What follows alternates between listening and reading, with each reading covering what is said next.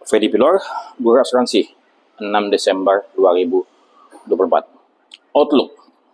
Outlook asuransi tahun 2025.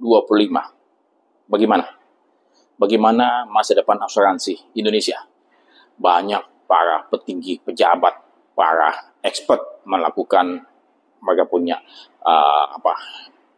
opini ataupun penyampaian mereka. Saya melihat bahwasannya industri asuransi Indonesia ya begini-begini saja. Ya, seperti yang saya ketahui bersama bahwasannya pertama, kasus mis-selling, kasus gagal bayar masih mewarnai industri asuransi Indonesia, dan hingga saat ini belum ada solusi. Ya, sehingga ini mempengaruhi tingkat kepercayaan Indonesia terhadap asuransi, khususnya di sektor jiwa, dan umum pun juga kena. Ya, masalah kasus gagal bayar. Yang kedua, masalah permodalan. Ya, permodalan yang akan menekan jumlah perusahaan asuransi menjadi semakin sedikit, ya, sehingga akhirnya mungkin bisa saja ya perusahaan tersebut akan mendapatkan sisa-sisa pampasan perang, tanda petik ya, pampasan perang dari perusahaan asuransi yang tidak mampu meningkatkan kapital mereka, ya. Tapi kemudian lantas saya khawatir juga dari permodalan yang meningkat, kemudian akhirnya akhirnya banyak nasabah konsumer yang tidak terlayani, ya, terabaikan, ya. Tapi itu mudah-mudahan tidak terjadi. Ini baru indikasi saja.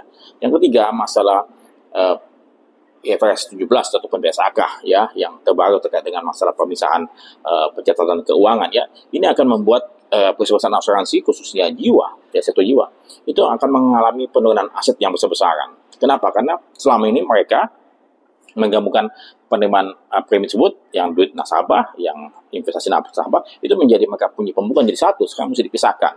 Nah, saya khawatir hal ini bisa membuat semua perusahaan asuransi, ya, khususnya sektor jiwa, akan mengalami penurunan aset, ya.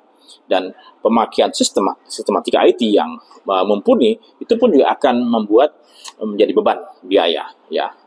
Ini menjadi suatu kendala tertandang sendiri. Keempat, masalah aktuaris yang harus dimiliki oleh sebuah perusahaan asuransi, ya. Ini pun juga menjadi suatu tantangan, ya, karena banyak tenaga kerja aktuaris terbatas, kemudian kebutuhannya tinggi, sehingga biaya untuk menyewa, ya, meng-hire, mempekerjakan aktuaris itu mahal sekali. Padahal mereka pun juga belum tentu pekerjaan mereka banyak seperti orang underwriter, marketing ataupun yang lain-lain, ya. Jadi ini yang akan mewarnai semua. Kemudian apakah industri asuransi ini akan tumbuh? Kalau ekonomi kita bertumbuh dengan tutup mata pun, kita akan yakin itu akan bertumbuh. Dengan pencairan kredit yang begitu besar, yang wajib asuransi, dengan leasing yang semakin banyak menggelontorkan KPM, itu pun juga akan meningkatkan asuransi. Ya, kemudian bank S yang semakin gencar pun juga akan meningkatkan asuransi. Ya, tapi kemudian di sektor yang voluntary, yang membeli secara sukarela, apakah akan bertumbuh? Saya pikir saya pesimis, ya. Saya akan pesimis terkait dengan hal ini. Ya, jadi bertumbuh karena tadi ekonomi mungkin bertumbuh, bank, leasing, dan lain-lain yang tanda petik terpaksa mereka membeli asuransi. Tapi dari sektor yang biasa, consumer yang retail, yang kemudian yang voluntary, ataupun yang corporate yang voluntary, ya, saya pikir karena ekonomi pun saat ini dengan pemerintahan baru Pak Prabowo yang belum terlihat pro asuransi, ya asuransi pun juga begini saja, apalagi Erick Thohir masih di sana, ya, yang punya cacat terkait dengan jiwasraya, ya. Jadi bagaimana harapan saya? Terus saya kalau kata lagi, saya sendiri masih berharap industri akan tumbuh dengan edukasi yang gencar, dengan pelayanan yang positif, dengan pemberian solusi yang terbaik atas kasus-kasus yang kemarin, ya. Ini akan menemukan, tapi memang tidak bisa mengembalikan telapak tangan secepat kilat begitu, ya. Dan ya semoga kita semua dapat melakukan kewajiban kita dengan baik, melakukan edukasi pelayanan terbaik buat konsumer, ya, sehingga lambat laun industri asuransi ini semakin baik, ya. Tapi tahun depan, ya, ya.